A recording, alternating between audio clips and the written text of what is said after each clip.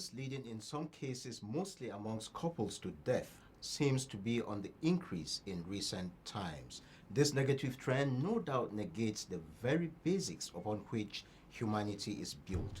Statistics indicate between 2008 and 2012 that violence in Nigeria is the very highest in Africa. A survey said as many as 65% educated women and 56% of not too educated women at some point within the time quoted have been forced into some form of violent domestic activity. My name is Alpha Jagden. Thank you for joining us. The program is Frank Talk. Frank Talk is that platform where it is said the way it is, but with the hope of getting a solution.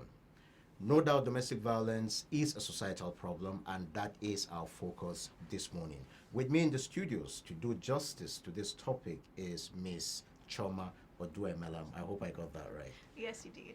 Chioma, thank you so very much for joining us. Thank you so much. Yes. It's a pleasure to be here. Thank you so very much. As the minutes roll by, we will want to hear from you. And by the way, Chioma is from the Ray of Hope Empowerment Foundation. All right. And the Ray of Hope Empowerment Foundation is a foundation that deals with victims of domestic violence, the most vulnerable group, which are children and women. I wonder what has happened to the men. But in the course of the program, I'm sure we'll find that out. Definitely. How real is domestic violence? Domestic violence is very real. I mean, in most homes, you hear of women complaining of different forms of violence. You know, we're not just talking about physical violence. There are different types of gender-based violence, and we're going to look at some of that. We have some sexual violence, the physical assaults. We also have psychological or emotional violence, and then we also have the financial or economic violence. Okay. Yes, so it's very, very real. It doesn't always have to be physical for you to know that it is actually violence that you're facing in your home. You know, can you just give us tidbits into some of these categories you just enumerated? Okay.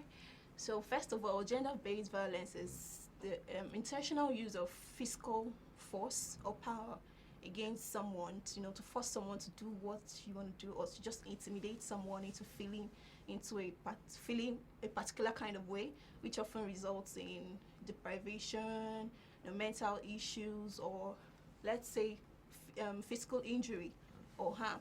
So some types of this violence are, like I mentioned, sexual, where you have the rape, sexual assault, and to go more into sexual assault is called sexual assault when there is no penetration involved, forceful penetration. Okay. But rape is rape when there is a penetration. That's right. And then you also have forced marriages, yeah, when a father forces his child, into marriage. Or you also have the female genital mutilation, which is also a form of sexual violence. Okay. Yeah, so that's for the sexual violence. Then you have the physical violence, which involves hitting, choking, strangulation, any kind of violence that causes harm to your physical body.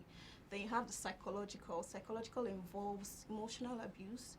Sometimes you say a lot of hurtful things to your partner or to your spouse or to your child, because gender violence doesn't really limit us to the men and the women. You can also you can also see gender violence in women to children, men to children, men to the elderly, even to the disabled ones. Yeah, those are also This violence. it is pretty large. Yes, so it's not just limited to women and children or men. Okay. Yes, so and then you have the financial and economic violence that involves withholding some rights or some resources from your partner.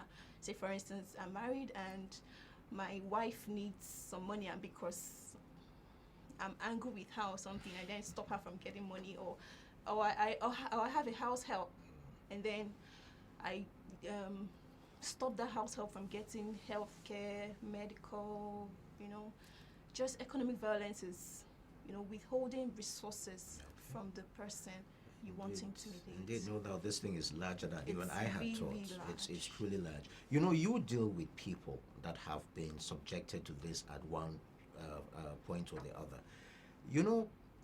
Looking at couples getting at each other and in some cases leading to the death of the other. We saw what happened in Abuja not too long ago. We heard That about was what really happened in Makodi. We heard about the 2 cases in Lagos. Mm-hmm. Why the seeming rise in this form of violence? I think that's because it's not like these are just the cases we've heard We've about. heard about. But there are other cases that have even gone worse, like death. Death is the worst thing that can happen to somebody, but we haven't heard about them because the media hasn't relayed that to the public. Yes, but there's a rise in that because a lot of people are not talking. Domestic violence is something that is a very sensitive topic, so people would rather just sit and watch it happen or do what they feel they can, but it's not enough. So a lot of people are not talking about this. A lot of media is not doing enough. The media are not doing enough, to create awareness, especially to the women who are more likely victims of domestic violence because they are the weaker vessel. Yeah, so a lot of awareness is not going on this subject. I'm sure that if a lot of people start talking about it, then definitely there will be like a decrease, Okay, that's why we're doing this. It's actually sort of a campaign. So it's how will I put it? It's sort of an awareness we are raising on domestic violence where we use the hashtags for social media. We use the hashtags she for she, women supporting each other, and then he for she, that's men supporting the women, and she for he, women supporting the men, all based on this domestic violence. So whereby people shoot videos of themselves talking about domestic violence and raising awareness on how to curb this issue in our homes. Still talking about curbing it, it's one of the things we're doing now. This is the media now. Now, do you think that such a huge responsibility should be left only to the media? What about our faith-based organizations? What about the family? What about our schools? What about societies that men and women belong to? Is it not time we start talking more about these things? Definitely. It's high time people started talking about it because we cannot take social media for granted right now. Social media is presently everything. Sometimes some people can't live their lives without social media. So it's high time faith organizations, the media, NGOs like us, and other people, individuals, organizations, to use advantage of social media because it's one place you can reach so many people simultaneously. You understand?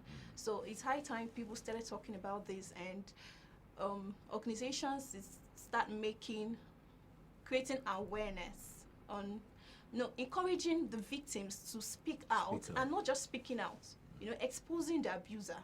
Because some people just come to Facebook and snap pictures of their beaten faces, battered faces, and nobody knows who is doing that to them.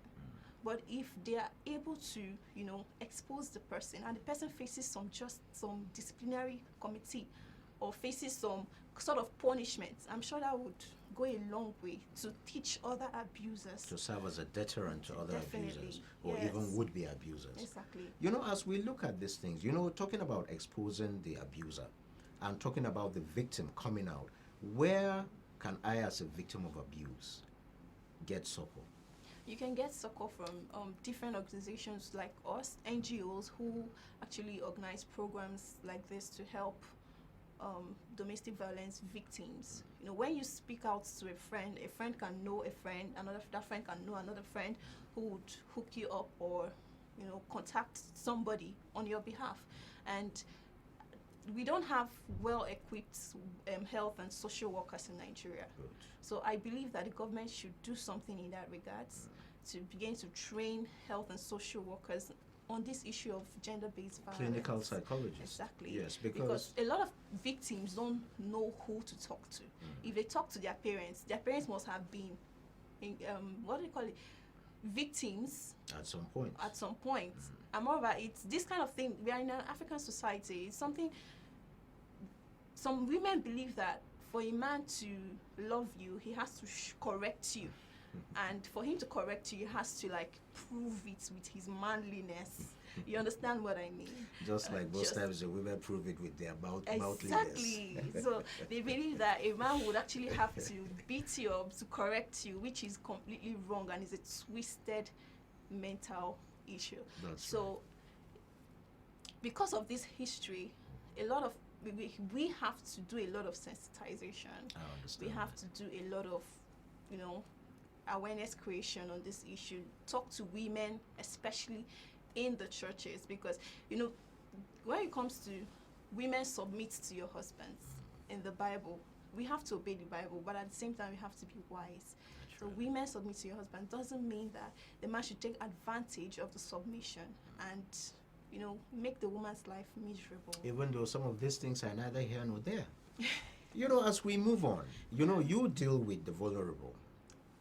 I know that from research and what have you, what are some of the early warning signs that victims probably ignore until it gets real bad?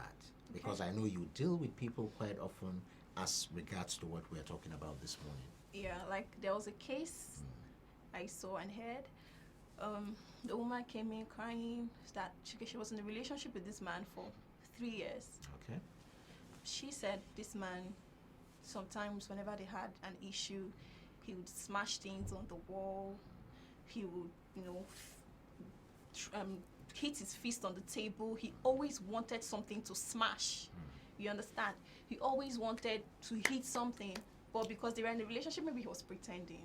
Okay. You understand? So she thought that that was just a phase and it would pass. But when they eventually got married, she now became the object he always wanted to hit. So that's obviously one sign.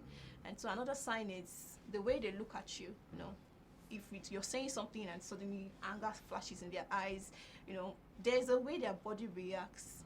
It will react in such a way that, oh, I want to hit you, and that kind of thing. And then another sign is what they say to you. Something like, if I hit you now, they'll say I'm being, you know, that kind of comment Yeah. can make someone, because eventually when he marries you, he's yours now, so he can also do whatever he likes to you. That's right. Then you're in a relationship, so he will try not to hit you, so that he will try to marry you, so he'll marry you. So when he now marries you, he's like, he has the express right to hit you, maybe in his head he can hit you, but in a relationship he can say, if I hit you now, they'll say I'm committing domestic violence. All right, Choma, we'll keep it there. We have a call. Who is calling? Hello, go on. Hello, go on. Okay, Mohammed is calling from. I'm afraid we're having a. Mohammed is calling from Sokoto. Mohammed, can you go on?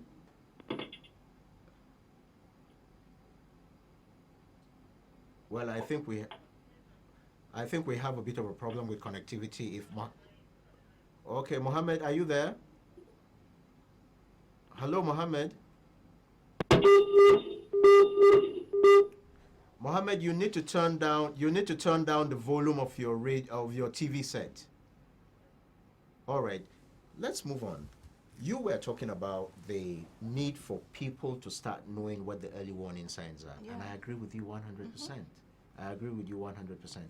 But the other thing here is, you know, when we really talk about the issue, sometimes we tend not to look at the nitty-gritty of the facts that surrounds an issue like this, because this is an issue that is with us, whether we like it or not. Yeah.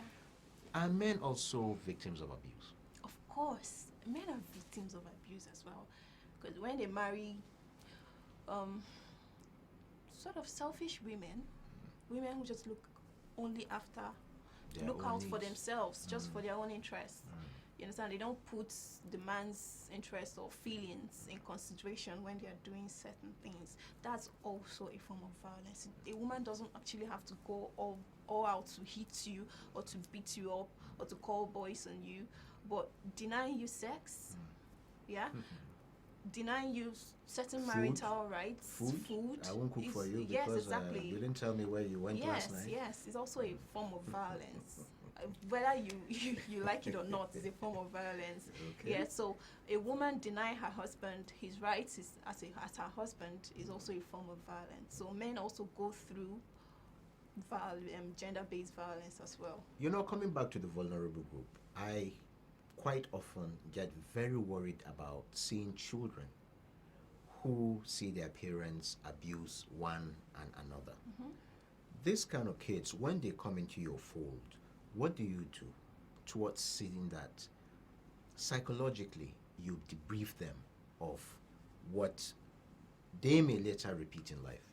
Okay, so that's where counseling comes Comes in. in. Yes, so we have a trained therapist who takes these children through intensive counseling or therapy, where they are taught that okay, mommy and daddy are fighting, but it doesn't mean they are not friends. Friends fight, but they make up again. So when you see mommy and daddy fighting, just try and understand. But it doesn't mean that you have to do as mommy and daddy does. That's good. Yes, because as human beings, you have misunderstandings, but you also go back and make up.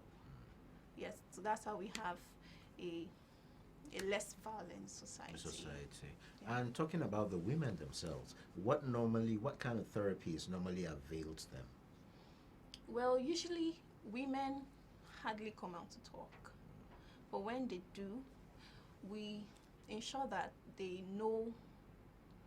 We ensure that they know what to do to make themselves happy and to make their marriages work.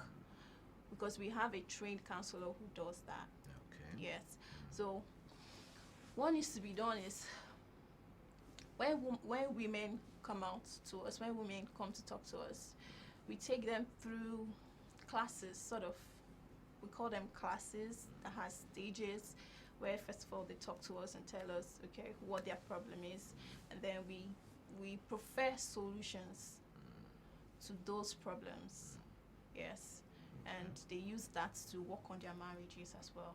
All right. And also not just marriages, women in relationships as well.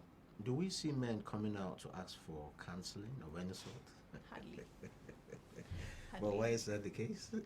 Well, I guess men have their ego and they Alright. believe that So you think they it's can more of an ego thing? Yeah, it's more of an ego thing. Where men, the African men, African men have their ego, and they believe they can handle their issues by themselves. Okay. They can take care of their problems by themselves, even when they may not know they are the, How best they to are do the, it? they are the They- problems they- themselves. No, well, why are they always the problem? Because you could have a very good and supportive wife, but because you may be a selfish person or an insecure man, you know, some men are insecure when their wives earn more than them or their wives are more educated than they are. Such men need therapy. Okay. Such men that tend to feel insecure need therapy, so they don't transfer that aggression of not having what the wife The has. inadequacies on Yes, the woman. on the woman. Hoping the woman too doesn't flaunt it. Exactly. Well, the program is Frank Talk, and this is coming to you from PTV. What are we talking about today? We are looking at how best we can curb domestic violence. We have with us Ms. Choma Odue Melam, who has been reeling out facts and, of course, how best to gain that. Choma, as we continue, you remember in my opening remarks, there was a statistics that I went through. 65% of educated women said at some point they have witnessed some form of abuse. Now, I am surprised that 58% of not too educated women. Now, when we try and compare this, can we say that to a large extent, education at some point is now becoming a disadvantage? Well, I tend to agree with the statistics because educated women, if they are not properly trained by their parents, they tend to feel, bigger or feel more superior to their husbands, and so that creates an insecurity in the man, and which leads to another reaction, which is violence. You understand? So that is not surprising that educated women are more victims of domestic violence because it all gets up to the head. There's no control. You understand? With what you have just said now, I will want us to go back and start from the very beginning. Some of these things, how much is the family institution to blame? Well, Because if you bring up a man believing he's a man, he's all macho, he should not help out with kitchen chores home chores, those kind of things. It has a way of reflecting down the future. Exactly. Now, you can also bring up a girl who doesn't even know how to make gari at 25, and she expects to get married to a man and there will be peace. How do we marry this? There would hardly be peace unless the man wasn't trained in Nigeria. I have a problem with this thing about Africa, Nigeria. Come on, I was born Nigerian. I am trained Nigerian. That's the I same am thing. better than It all most of boils these down men. to mentality. Okay. It all boils down to mentality. So the family has a very crucial role in playing, a very crucial role to play in this situation, because if you bring up your boy or your male child as somebody who needs to be supportive, I know some families they restrict the boys from doing certain things in the house, except driving the car and other manly duties according to them. But it's to me, I don't think it's right. You need to make their roles equal. The roles of the male and the female, it has to be equal for the boy to grow up believing that he has to support The family. the family. He has to also do house chores, just in case the woman is not okay, she's not feeling fine, then you have to step into her role and do that job. But you see most men, because they grew up believing that house chores, cooking, washing, all that is the role of a woman, they'll leave all that to the woman even when she's not up to the task. They'll leave all that for her, and when they come back home seeing that the house is untidy, all that, instead of stepping into the role, they begin to nag, or they begin to expose display some form of violence. Like I said, it's not just physical. That's right. They start to nag, they start to make her feel she's inadequate, or they start to make her feel she's not right for them, just because she didn't have the strength to clean up the house.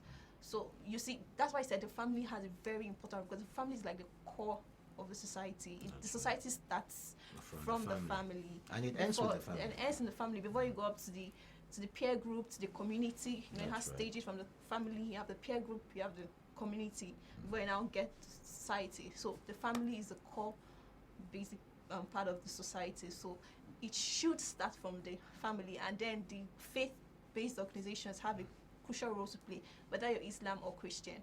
You understand? Before, as it's also intertwined with family, because as you're growing up, you get to identify with a religious body. So if you're a Christian, the faith-based community should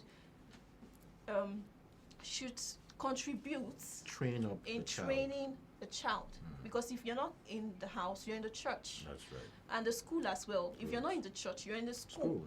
So as you're growing up, so it's very important that these three units collaborate in order to train, especially the boys, when they are growing, to understand that it's not just about you.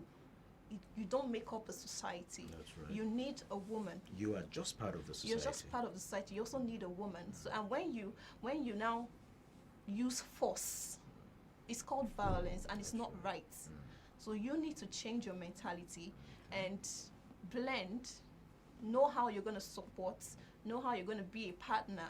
Because it's not just, okay, the Bible made the men head of the family, but you also need to learn how to partner with your spouse in order to make things work.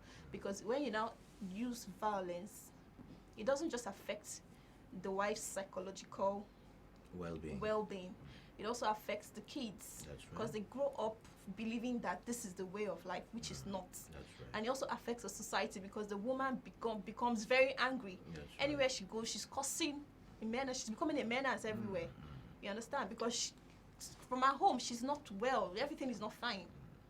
You understand? So the family has a very, very, Crucial very role big role to play. You know, the long and short of what we are discussing this morning is that they need to know that the use of force should not be an option. It should not be an option at all. The use of violence should not be an option. Exactly. And this violence can be psychological, it can be physical, it can be sexual, it can be economic or financial. Financial. You know, as we move on, government, do you think outside security agencies, do government agencies care a lot about this problem that is daily gaining grounds in society? Well, Because you are an NGO, do you think from the government perspective, is there any room for redress in event of where same can be proven? Of course, there is. Government doesn't really take this as seriously as it takes other criminal acts. They usually turn it back to family issue. That's If it actually gets to a court, they would actually send you back to resolve your family issue. Issues. It's So, a domestic thing. It's a domestic thing, yes. So And go in most resolve it cases, out even of the police court. station, I understand if you go to report, in most cases, they tell you, no, It's a go and family settle it affair, at go home. and It's a settle it family at affair. home, Go yes. settle it at home. So that really needs to be redressed. You understand? Because so in situations like this, when government comes in, then the abuser knows that it's that serious. It's actually a crime for you to lay your hand against another person. That's It's actually an abuse of a human right. That's right. It's Exactly. actually a human right abuse. Yeah.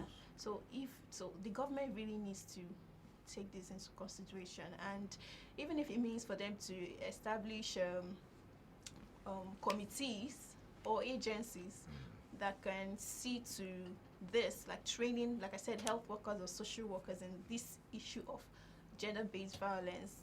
And it's not just about creating these agencies. When people are victims of this, they should make efforts to report this issue. A lot of people just keep quiet and think that it's going to go away when eventually it doesn't. That's right. Their self-worth goes away, their self-esteem goes away, everything about them goes away, and they end up raising children that don't think so much about themselves, and these children enter marriage in the same. So it's like a recycle. A vicious circle. Exactly. It just keeps going and I'm going. telling you. So it's very important that the government takes this very seriously and create agencies and organizations or committees that see into this. Not just that, train people, That's right. train therapists or counselors in this particular issue. For me, I think if there is a way forward, is actually to train the child in the way he should go. And when he grows, he will not depart from it. Yeah, but the child cannot be trained by dysfunctional people. That's true. So that's why it all boils down to counseling and therapy. If you have a problem and you're the open-minded person, talk to your spouse. Talk to somebody Yes, about talk it out. the place of communication. Exactly. And most times when there is a misunderstanding between couples, it's just communication. It's just I communication. assume you know, you assume I know, and before you know, Before you know, you are doing separate things things that that- annoy each and other. what was a gutter is now becoming a river, Exactly. you know? And then it now becomes very ugly, and when people hear about it, they will not believe that it's something as Little as that. this was what led to this, Exactly. you know? So communication is the major solution to, reducing domestic violence or gender-based violence. You know, talking about a recessed economy, do we in any way assume that this could also be an angle? Because there's recession, couples have lost their jobs, kids are out of school, house rent cannot be paid, salaries have not been paid, pressure left, right, and center.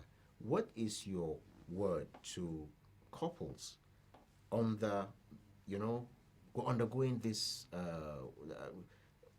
psychological traumas, we may call it? Exactly. Well, with recession comes a lot of disadvantages. You don't expect when there is recession everything will go well. There are definitely going to be some drawbacks, so which also affects the families, especially the men who are the breadwinners. Some men don't know how to abase and abound, according to Paul. Yes, so for men like that who don't know how to manage their all aspects of their lives, something will suffer, and it always turns out to be the marriage or his relationship, because he gets very frustrated. And women are more likely to, what do they call it? Bottle it. No, women are more likely to multitask. Yes, so men can just afford to do one thing at a particular time. Well, if you say so. If you say so. Yes. So when you don't have any other thing you're doing, you're the breadwinner of the family, it's in your head that you should provide. It's not just in your head, it's your DNA, it's That's your right. thing as a man. It takes away a lot from you when you're not able to do what you're supposed to do as a man. Then it begins to get you frustrated. That's true. And if you don't know how to manage or control your emotions or yourself, you begin to transfer the aggression to the people around you, which could be your wife or your kids, your neighbors, your subordinates, like your house help or your house boy, or all of them, all of that. You understand? So if you're not able to control that frustration, or yeah, that can make you do a lot of things which could lead to violence, not just physical. Yeah, and then recession has, yeah, like you said, has contributed a lot because Talking about communication and talking about the female, because from all indications, when we talk about these issues, most times it seems the purview is within the court of the man. How much of an encourager should a woman be, more so in a depressed economy? okay, a woman is 100% the partner of a man, and the woman is, according to the Bible, the man's helper. So if you're not a helper, then you're somebody who brings down the man. So for you to fulfill your purpose as a wife, you need to be a helper, which is the entire soul of being purpose of being a wife. So I see you as a man, and I see that your things are not going so well for you. I'm not just supposed to be a helper, I'm supposed to be your friend. That's true. So as a friend, I'm there, supposed to be there to support you, to help you, to help to help you manage your situation until it gets better. So the wife should be 100%, no less, helper, support, partner, equal partner to the man. As we move on, can I assume most cases you see of victims of domestic violence are people from urban areas? Okay. I'm asking. Mm-hmm. Do we have more people from urban areas? Do we ever have cases from rural areas? Well, that's because I believe we don't have people from rural areas because they don't have access to, counselors. So they don't have access to places where they can get help. But the places where they can get helps, like the counselors, the NGOs, the organizations, all of that are based or located in the urban areas. So that's why you can actually hear of people who are victims of domestic violence. And then also the media doesn't actually reach the rural areas. Okay. Yeah, the media is basically focused on urban areas because urban issues. Exactly, because they believe that that's what gets more attention. Because more people are in the urban areas, so when they post things that happen in the urban areas, they get more attention and they get more feedback.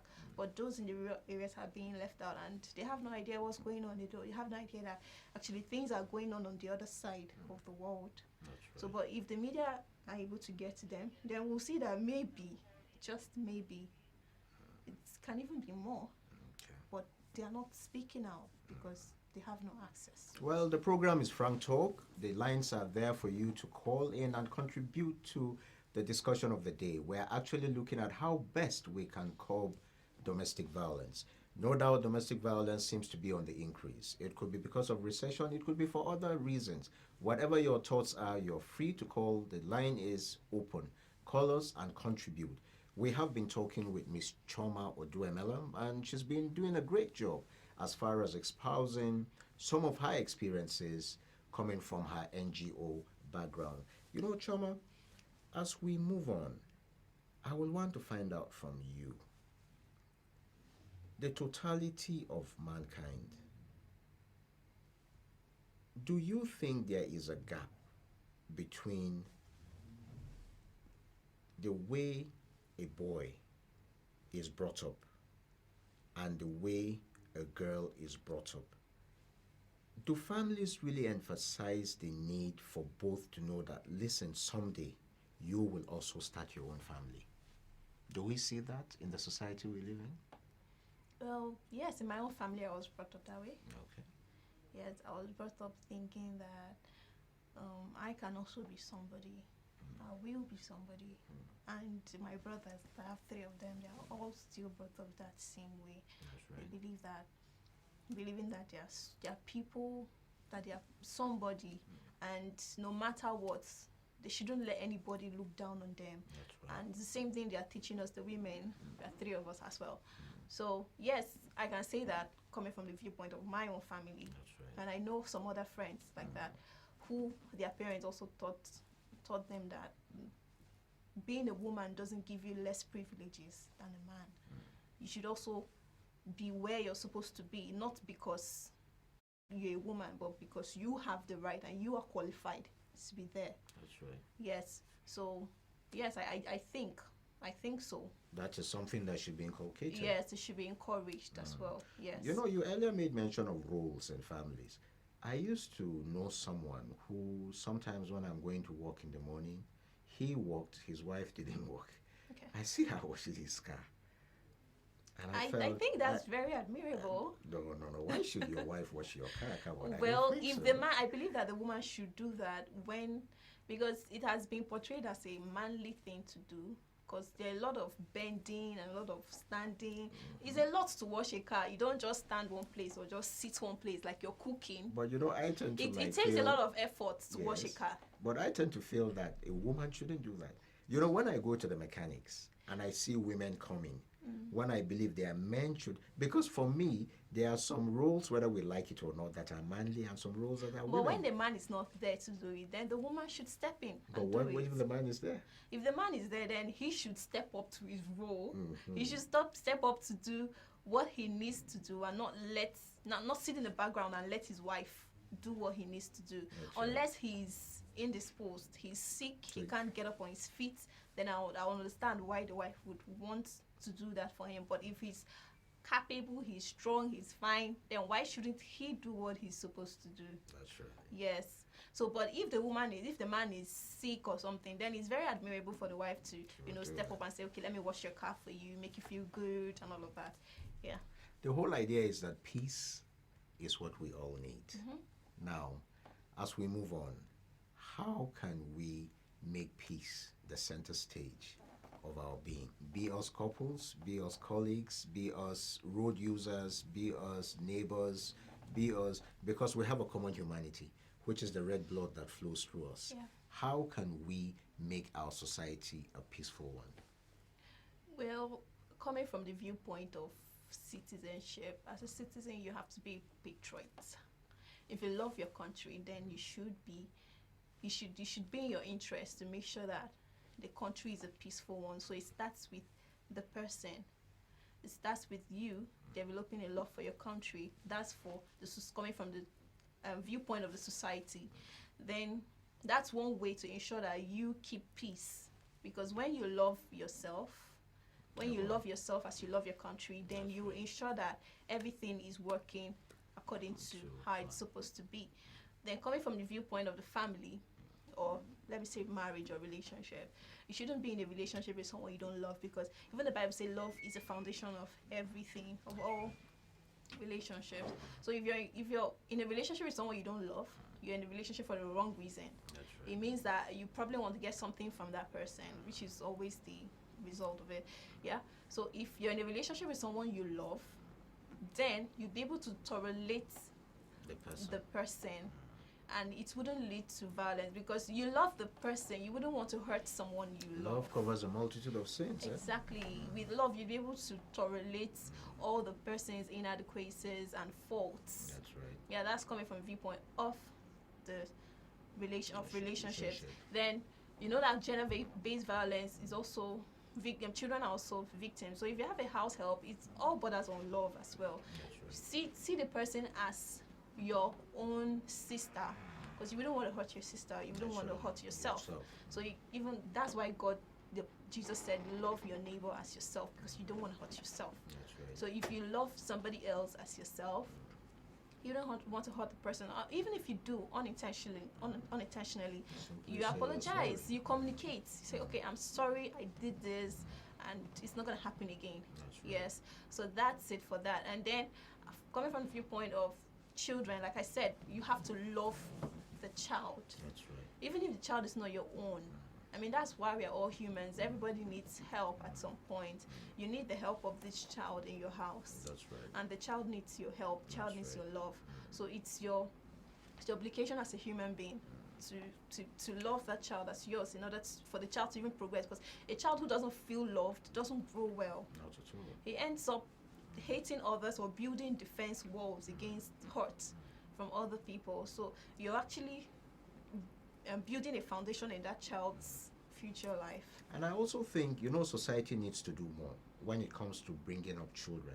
Yeah. When we were young, if your neighbor saw you as a child doing the wrong thing, he will punish you straight up. Yeah. And he will go and tell your mom, look, this is what I saw him do, and this was what I did. But you know, these days, you even hardly see the kids outside.